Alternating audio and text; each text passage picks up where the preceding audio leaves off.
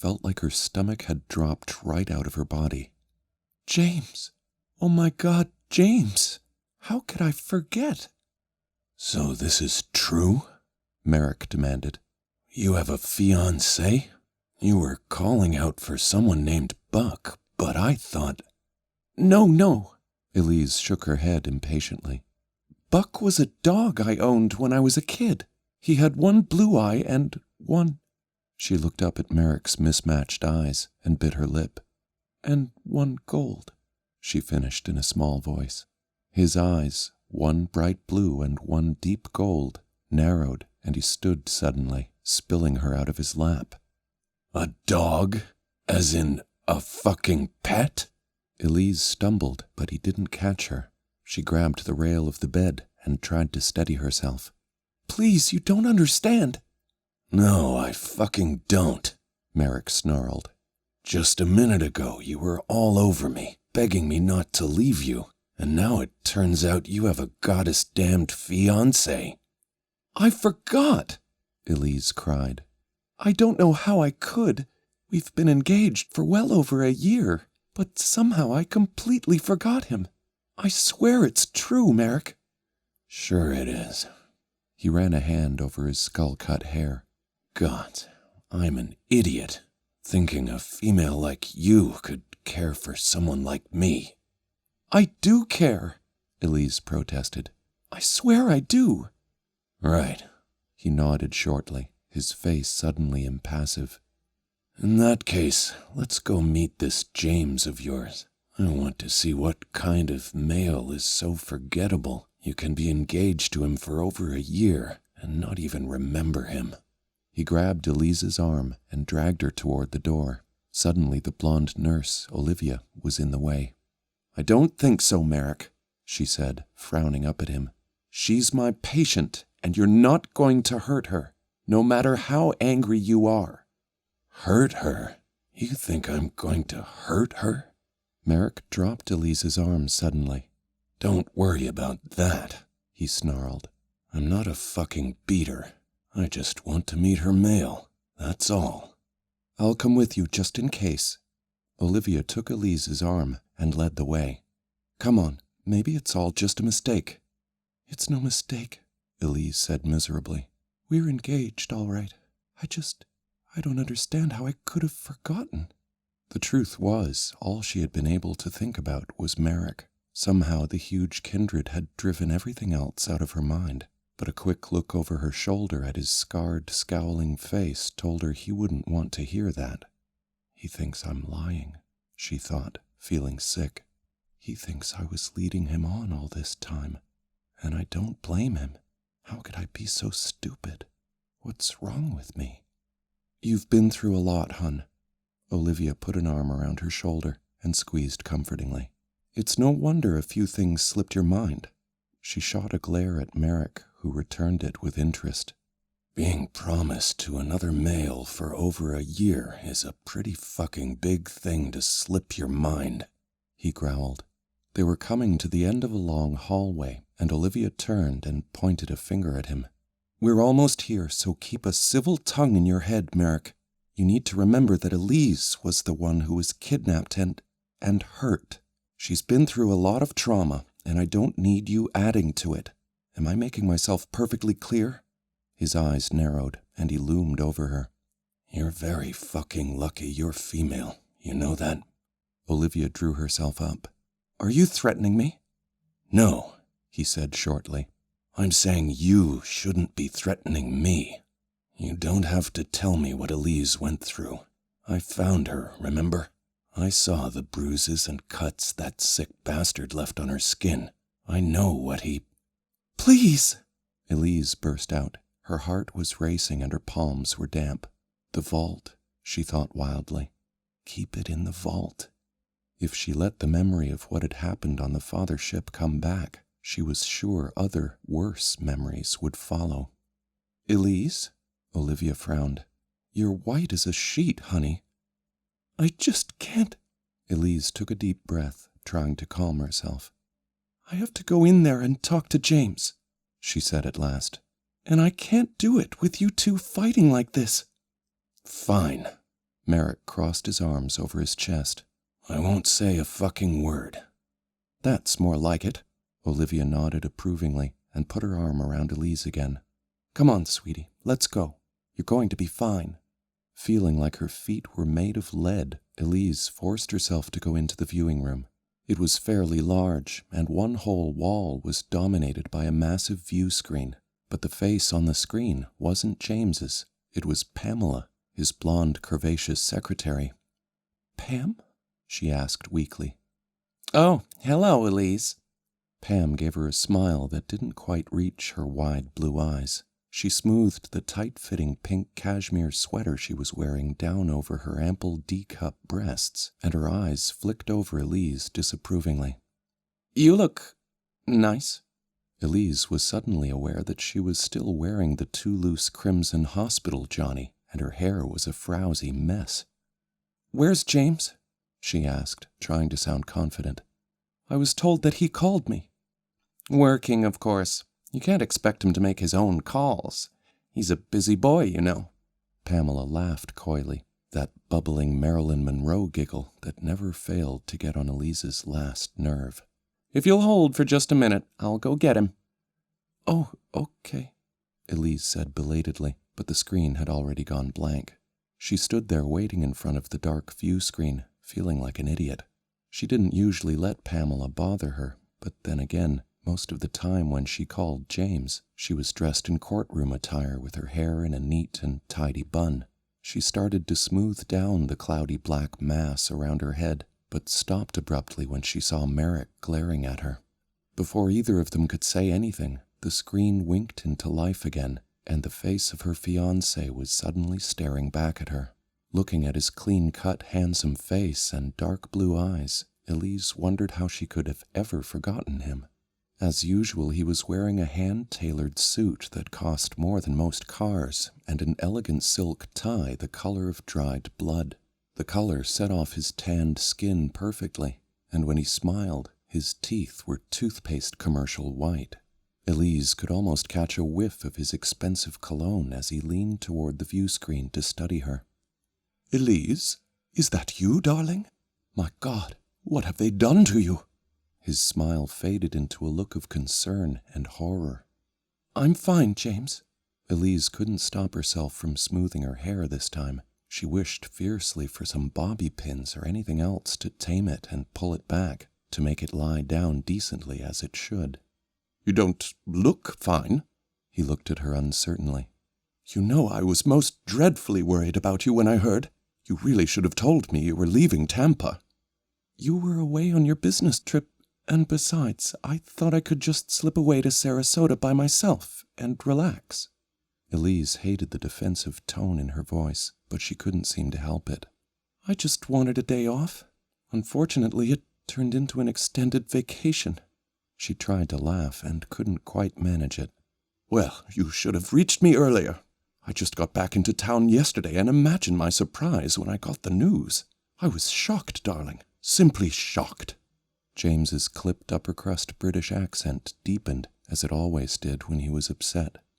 I didn't want to worry you, Elise faltered. I know I should have called you. It just slipped my mind. Of course, that wasn't the only thing that had slipped her mind. She cast another sidelong glance at Merrick to see if he was still glaring at her, but this time his attention seemed to be directed at her fiancé. Why didn't you call Elise? He demanded, his promise to not say a fucking word apparently forgotten. Hell, why didn't you come up here right away? James frowned. I'm sorry, and you are? Merrick, Merrick growled. Merrick who? James asked. You Kindred usually say what planet you're from. I've met quite a few of your people during my business travels, he added, smiling charmingly, but Elise could tell Merrick wasn't in the least bit charmed. It's just Merrick, he said, frowning. And I don't claim a home world because none of the Kindred homeworlds claim me. Well, how very interesting, James murmured politely.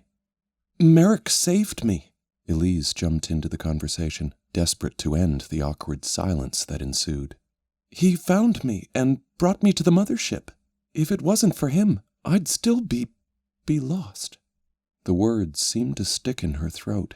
They were true in so many ways she still couldn't even begin to understand. James's face cleared at once. "Ah, of course, the intrepid rescuer." He leaned toward the view screen, smiling at Merrick. "I am, of course, eternally grateful to you for bringing my darling girl back to me. If there's anything I can do for you in the way of a reward—" He reached into the breast pocket of his expensive jacket as though searching for his credit book. Elise bit her lip and glanced up at Merrick. Oh, this isn't going to go over well. "James," she began, but Merrick was already glowering. "Keep your fucking money," he snarled. "I'd rather hear an explanation of why it took you so long to find out your fiancé was missing." James looked offended. "I was away on the other side of the world in a sequestered negotiation. Not that it's any of your business. I heard about Elise's ordeal the moment I got back, and I took pains, great pains, to be certain she was all right. I didn't bother her until now because I assumed she'd be resting." "Resting, right." Merrick looked completely unconvinced. "Who did you talk to?" Elise asked her fiancé, once again trying to save the conversation. "Was it Harry at the office? Because—" No, you know I try not to bother anyone at your work." James shook his head. "Your father got hold of me." Elise felt like someone had punched her in the gut. "You mean my stepfather?" she asked in a strangled voice. He called you?" "I think he was trying to feel me out, to see if I was good enough for his little girl." James winked, apparently oblivious to her distress. "Luckily, we got along famously. He's quite a man, built his business from the ground up. You can't blame him for being a bit protective of the heiress of the Harks empire." Merrick raised his eyebrows, and even Olivia looked surprised. "So you're an heiress?" she asked. "No, I'm not. Not really," Elise mumbled. "I don't want his money. He knows that." "Blood money," whispered a voice in her head, but she pushed it away. "Now, darling, Charles told me all about it," James said. "How you were a rebellious teen, never really took to him after your own father left the picture." He cleared his throat, appearing to realize that Merrick and Olivia were still listening. "Of course now isn't the time to talk about it, but I think it would be nice if you two would get together, bury the old hatchet. He was most frightfully worried about you, you know." "I bet he was." Elise swallowed, trying to get hold of herself. Now wasn't the time to go digging up the past. There was never going to be a good time for that. But though she was a coward when it came to facing the ghosts in her own personal vault of horrors, there were some things she couldn't lie or pretend about. "James," she said in a stronger voice, "there's something I have to tell you." "Well, of course, darling, and we'll have a lovely chat as soon as you get home." James looked at his vintage Cartier watch. "Which should be soon, yes? I certainly hope so. I want to see you before I have to catch my flight for Japan." "Well," Elise began reluctantly, "they did say I was ready to go home, but I really need to—" "She'll be on the next shuttle down to Earth," Merrick interrupted her. Elise looked up at him, shocked and hurt. She wasn't sure how it was going to come out, but she had been determined to tell her fiancé about Merrick, about the strange new relationship that had developed between them so quickly. But now it seemed there was nothing to tell. "Excellent." James looked pleased. "I won't even send a car. I'll pick you up myself."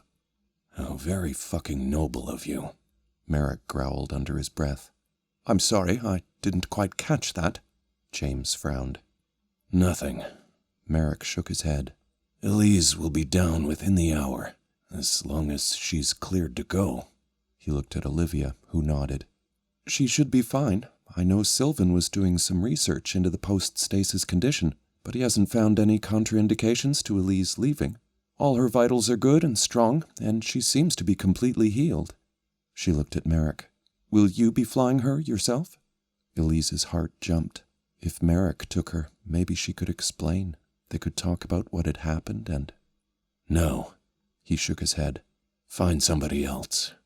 He must have seen the disappointment and hurt in Elise's eyes, because he added, My, ship's not quite ready to go yet. I'm still running the last diagnostic. All right then. Olivia squeezed Elise's arm. Looks like you're going home. I guess so. Elise tried to look happy, but all she could manage was a weak, wavering smile. Instead of being thrilled that her long ordeal was over and she could go back to her handsome fiancé and normal life, she felt sick with unhappiness. Get over it, she told herself roughly. What were you going to do? Give up practicing law and stay on the mothership with a man you just met? She glanced up at Merrick, his towering height, his scarred face and mismatched eyes, and thought, yes, I would if I could. But it was clear he didn't want her. In fact, he wouldn't even meet her eyes. Well then, James on the view screen was looking at her sharply. I guess I'll see you soon. Are you quite certain you're all right, darling? Yes, Elise whispered, and then forced herself to speak louder. Yes, I'm sure. Wonderful. I'll see you within the hour, he smiled. I can't wait to hold you again. Such a public admission of affection was huge coming from the normally reticent James. In the past, it would have sent a flock of butterflies spiraling through her stomach. This time, Elise felt like she'd swallowed a bar of lead. I can't wait to see you either, James, she murmured. He smiled again, and the view screen went blank. Merrick, please wait! Elise reached for him as he was turning away. Though he hated to admit it, the touch of her soft, small hand still did things to his body, still made him want to sweep her into his arms and hold her tight. Gritting his teeth, Merrick ignored the stupid impulse. What do you want? He growled, only half turning. I'm busy. Hell, you are too. You gotta catch a flight back to your fiancé before you forget him again. You have to believe me. I really did forget him. And I don't want... Her big brown eyes were swimming with tears. The hurt on her face stuck in his heart like a barb, but Merrick ignored it grimly. You don't want what? He demanded. Don't want to go back to your rich-ass fiancé? Don't want to go back to your happy, successful life down on Earth? I don't want it to end this way, she whispered. I can't. I was trying to tell him. Tell him what? There's nothing to tell. You're lying. She lifted her chin and stared him in the eyes. You felt it too, the connection between us. You told me so. What if I did? Merrick turned to face her fully. Look at me, Elise. He held out his hands, indicating the entire rough and ugly package that was his hybrid self. I've got nothing to offer you, he said. Nothing to my name but a modified starduster and a nasty reputation. That guy on the view screen, he's got money, power. He can give you what you want, what you need. Go home to him. It's where you belong. What if I don't belong there anymore? She whispered. What if I want to stay here, with you? Merrick's heart fisted in his chest, but he ignored it. Fool me once, shame on you. Fool me twice, and I'm a fucking idiot. I'd say that's too damn bad, he growled, giving her his best blank face. Since I'm not staying. But then where will you go? Her brown eyes were wide with apprehension. Away. Merrick made a sweeping gesture with one arm. Anywhere away from here. And there's only room on my ship for one. Me. Fine. She dashed the tears from her eyes angrily and stood up straight. If that's the way you want to be.